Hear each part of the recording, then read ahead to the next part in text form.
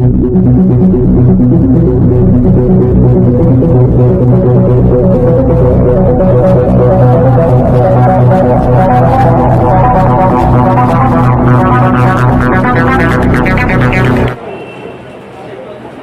జరిగిందో ఒకసారి మీకు వివరిస్తూ ఈ ఎన్నికల్లో మనం చేయాల్సిన విషయాల గురించి కొంత నా ఆలోచనలు మీతో పంచుకోవడానికి ఈ వేదికని నేను ఉపయోగించుకోవాలనుకున్నాను. ప్రథమంగా వేదిక పైన పెద్దలందరికీ శ్రీ కోట్ల సూర్యప్రకాష్ రెడ్డి గారికి, మిత్రులు ఆర్జా రామకృష్ణ గారికి, గోవిందరాజు గారికి, శ్రీరాముడికి మా హృదయపూర్వక నమస్కారం. ఈ సభ ముందు అనేక మంది మన సామాజిక వర్గానికి చెందిన పెద్దలు ఇక్కడ ఉన్నారు. వాళ్ళందరికీ కూడా పేరు పేరున నా హృదయపూర్వక నమస్కారాలు తెలియజేసుకుంటున్నాను. ఈ సభకు ఈ నియోజకవర్గంలోని 3 మండలాల నుంచి, అనేక గ్రామాల నుంచి, సుదూర ప్రాంతాల నుంచి, మరి ముఖ్యంగా కాపలి మండలంలోని కొండ ప్రాంతాల నుంచి, రేచర్ల, మోంచేపల్ల, రాచర్ల లాంటి కొండ ప్రాంతాల నుంచి కూడా అనేక కష్టాలని ఓర్చుకొని ఈ సమావేశానికి వచ్చిన అందరికీ, అన్ని మండలాల్లోని అన్ని గ్రామాల నుంచి వచ్చిన మన సామాజిక వర్గాలకు చెందిన ప్రజలందరికీ నా హృదయపూర్వక నమస్కారాలు తెలియజేసుకుంటున్నాను. ఈ సమావేశాన్ని ఏర్పాటు చేయడం సులభం కాదు. ఎంతో కష్టపడి ఈ సమావేశాన్ని ఏర్పాటు చేసి ప్రతి పల్లెకు తిరిగి, ప్రతి ఇంటికి తిరిగి మన సామాజిక వర్గాన్ని కలిసి వాళ్ళ కష్టసుఖాలను విచారించి వాళ్ళందరినీ కూడా ఇక్కడ సమావేశానికి రప్పించడానికి కృషి చేసిన మా మిత్రులు మరి రమణ, ఆల మోహన్ రెడ్డి, ఆల బృందం, అంతేకాకుండా ఈ సమావేశాన్ని ఇంత బాగా ఆర్గనైజ్ చేసిన మన అడ్వకేట్ శ్రీధర్ గారికి మరొకసారిగా హృదయపూర్వకంగా అభినందనలు తెలియజేస్తున్నాను. 2024 ఎన్నికలు మన సామాజిక వర్గానికి చాలా మంచి చేసినాయని నేను నమ్ముతున్నాను. ఎందుకంటే నాకు జ్ఞాపకం ఉండి నేను చూసిన ఎన్నికలు 1970 ఎమర్జెన్సీ తర్వాత వచ్చిన 75 ఎన్నికల తర్వాత నుంచి కూడా మన సామాజిక వర్గంలో రాష్ట్ర వ్యాప్తంగా ఇంత ఐక్యత సాధించిన ఎన్నికలు ఈ రాష్ట్ర చరిత్రలోనే లేవని అనుకుంటున్నాను. ఈ ఐక్యతకు భంగం కలిగించడానికి అనేక కుటిల ప్రయత్నాలు జరుగుతున్న విషయం కూడా మీకు అందరికీ తెలుసు. ఒక్క ఉదాహరణ చెప్పాల్సుకుంటున్నా. మన కులాన్ని విభజించి ఓట్లను డిస్ట్రిబ్యూట్ చేయడానికి, వివిధ పార్టీలకు చీలిపోవడానికి చేసే ప్రయత్నానికి 3,000 కోట్ల బడ్జెట్ కేటాయించారంటే మన ఐక్యత యొక్క ప్రాధాన్యత ఎంతుందో మీరందరూ ఒకసారి ఆలోచించవలసిందిగా కోరుతున్నాను. ఈ ఎన్నికల్లో ప్రత్యర్థి పార్టీలు ఫేక్ న్యూస్ ని ప్రొడ్యూస్ చేసే ఫ్యాక్టరీని ఏర్పాటు చేశారు. మన నాయకుల్ని అవమానించే విధంగా, కించపరిచే విధంగా, వాళ్ళ కుటుంబ సభ్యుల్ని బజార్కిచ్చే విధంగా అనేక దుష్ప్రచారాలు చేశారు. జనసేన పార్టీలో పనిచేస్తున్న వీర మహిళల్ని అవమానించిన రోజు లేదు.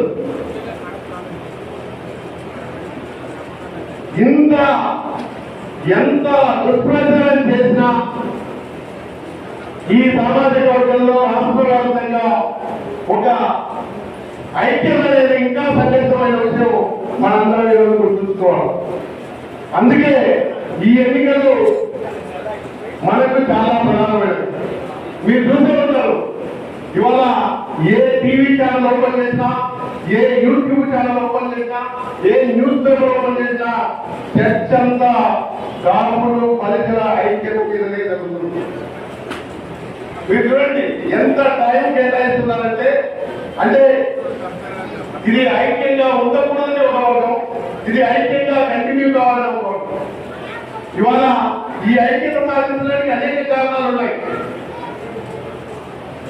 ఈ రాష్ట్రంలో అధికారంలో గత 5 సంవత్సరాలుగా ఉన్న అధికార పార్టీ దురాగతాలను వ్యతిరేకిస్తూ వాళ్ళు చేస్తున్న అప్రజాస్వామిక కార్యక్రమాలను వ్యతిరేకిస్తూ అనేక ప్రజాఉద్యమాలు జరిగిన అందులో పవన్ కళ్యాణ్ గారు ముందుగా వల్ల ఆయన పైన దాడులు జరిగాయి, ఆయన కుటుంబం పైన దాడులు జరిగాయి.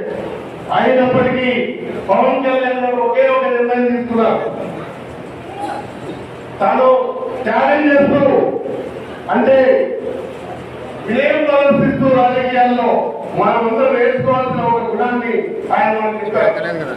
అందరూ ఆయన రాజకీయాల్లోకి వచ్చిన అప్పటి నుంచి పవన్ ముఖ్యమంత్రి అని ప్రచారాలు చేశారు. ఆయనకు తెలుసు మనం ఇప్పుడు వెంటనే ముఖ్యమంత్రి అయ్యే అవకాశం లేదు.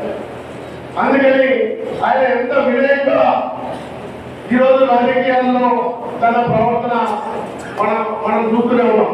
ఇదంతా మనమందరం నేర్చుకోవాల్సింది. సో మన ఐక్యతకి ప్రధానమైన కారణం ఏంటంటే ఇవాళ పవన్ కళ్యాణ్ గారు ఏం చెప్పారంటే మీకందరికీ తెలుసు, మనం ఈ రాష్ట్రంలో ఉన్న దుర్మార్గ భారాన్ని అంతమొందించడానికి మనమంతా ఏకం కావాలి. అన్ని రాజకీయ పార్టీలు కలిసికట్టుగా పనిచేయాలి, ఓట్లు తీరిపోకూడదు అనే ఒక నినాదంతో ఆయన ముందుకు రావడం జరిగింది. అందుకే మీకు అందరికీ ఇవాళ చాలా మంది కొంతమంది ఉపన్యాసం చేసేవాళ్ళు వాళ్ళు అటు ఇటు ఊగిసలాడుతూ మాట్లాడుతున్నారు. మనం ఏ పార్టీలో ఉన్నా నాయకుడిని సపోర్ట్ చేయాలి, ఈ పార్టీలో ఉన్నా ఆ పార్టీలో ఉన్నా మనం సపోర్ట్ చేయాలి. అయితే ఇది అలాంటి ఊగిసలాడే సందర్భం కాదని మీకు అందరికీ మరొకసారి విజ్ఞప్తి చేస్తున్నాం. ఎందుకంటే ఇలాంటి ఊగిసలాటలతో మన ఐక్యతని అర్థం చేసుకుంటే మనం ఏ లక్ష్యాన్ని ఈరోజు సాధించాలనుకుంటున్నామో ఆ లక్ష్యాన్ని సాధించలేమనేది మనం గుర్తుంచుకోవాలి. ఇవాళ ఇంకొకటి కూడా మనం చేస్తున్నాం, ఇంకొకటి కూడా మనం అర్థం చేసుకున్నాం. ఈ ఎన్నికల్లో ప్రతిసారి ఎప్పుడు అసెంబ్లీ ఎన్నికలు జరిగినా పార్లమెంట్ ఎన్నికలు జరిగినా మనం ఒక్క సామాజిక వర్గంలోనే కాదు అన్ని సామాజిక వర్గాలలో కొంతమంది నాయకులు బయలుదేరుతారు.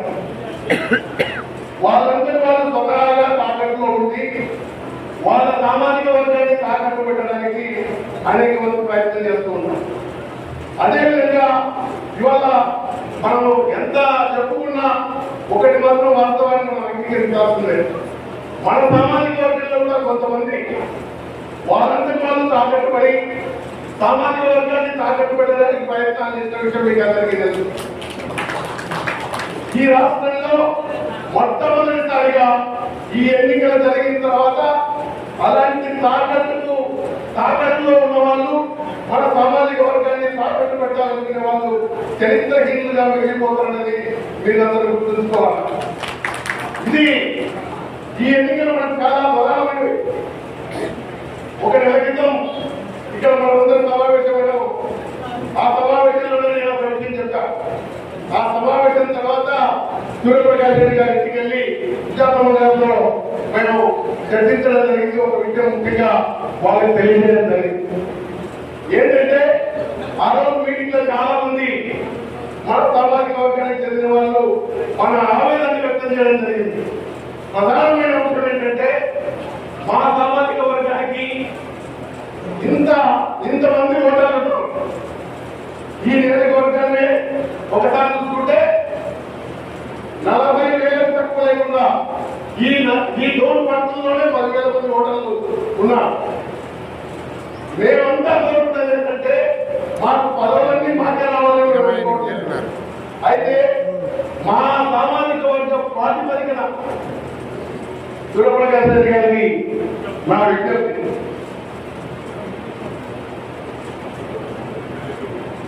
సూర్యప్రకాష్ రెడ్డి గారు మా విజ్ఞప్తి, మా సామాజిక వర్గం తరఫున మా వాళ్ళ ఎక్స్ప్రెస్ చేసిన ఆవేదనని మీ ముందు ఉంచదలుచుకున్నాం.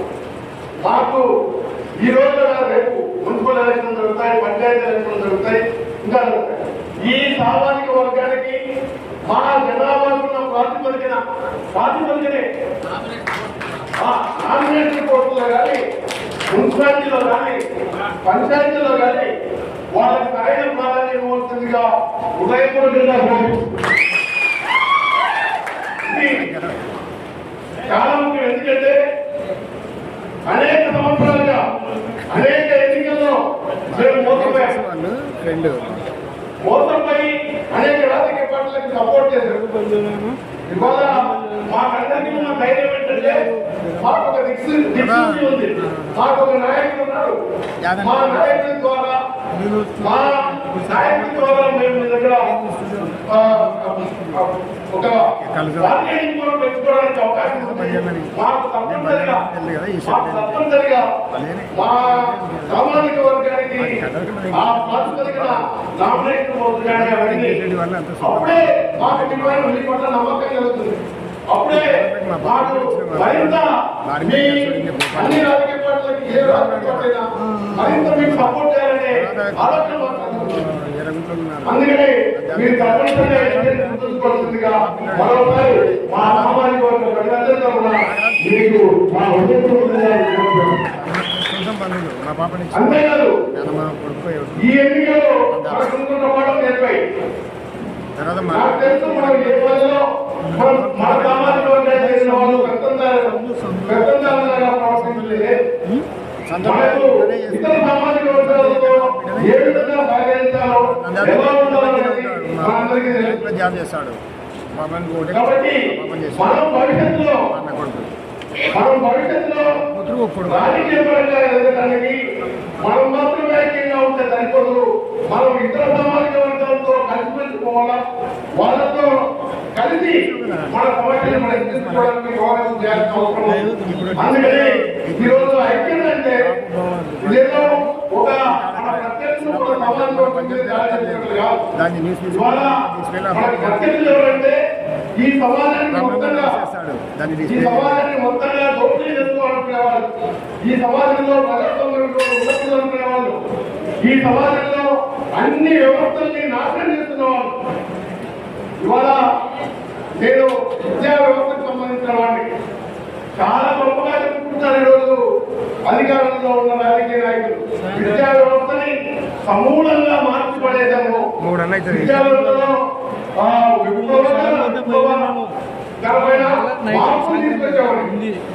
నేను ఒక యూనివర్సిటీ ప్రొఫెసర్గా చెప్తున్నా. ఇవాళ యూనివర్సిటీలో పాఠం చెప్పే ఉపాధ్యాయులు లేరు.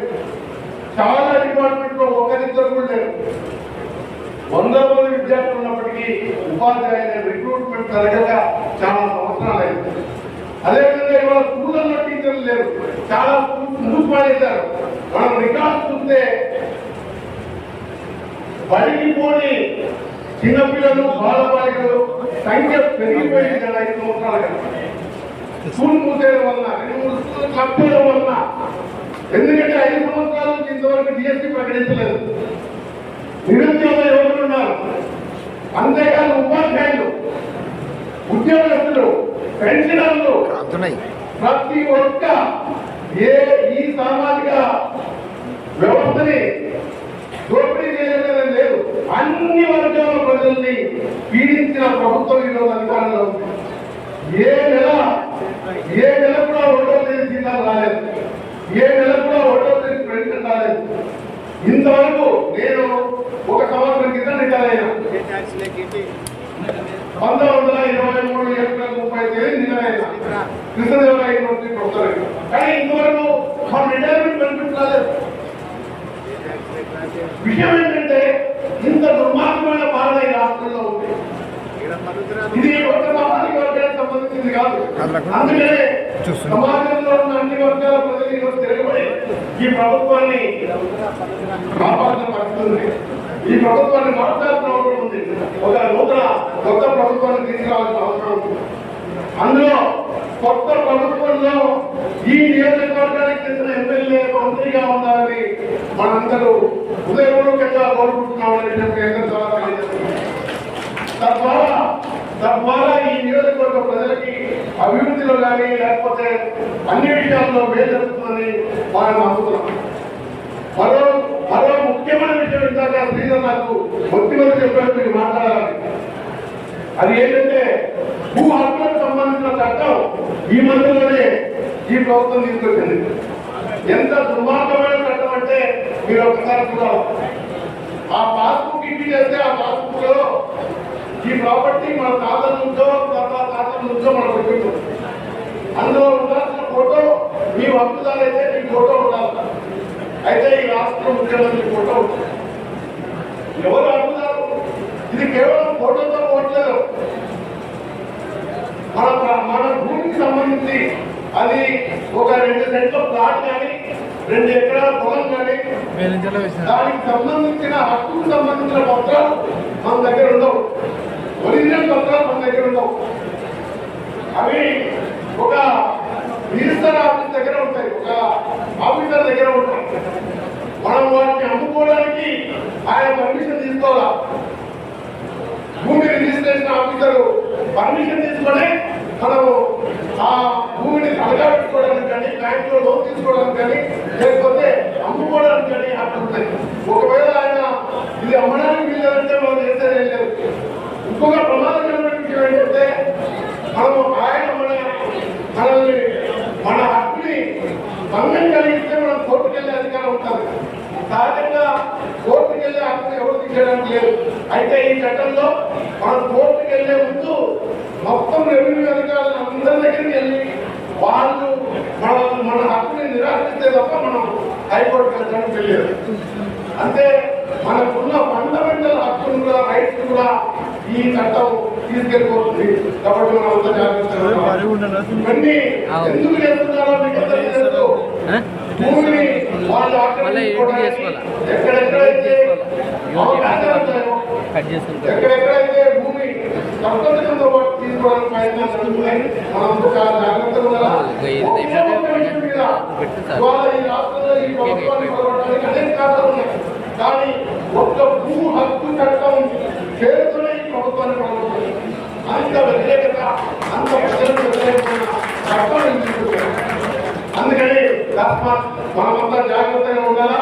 మన హక్కుల్ని కాపాడుకోవాలంటే, మనకు అభివృద్ధి కావాలంటే, మన పిల్లలకు భవిష్యత్తు కావాలంటే మనం తప్పనిసరిగా ఈ ప్రభుత్వాన్ని మార్చాలా, నూతన ప్రభుత్వాన్ని తీసుకురావాలా. ఆ వైపు మనం కూడా చైతన్యం కావాలని కోరుకుంటూ నాకు ఈ అవకాశం ఇచ్చిన మీకు అందరికీ మరోసారి హృదయపూర్వక ధన్యవాదాలు.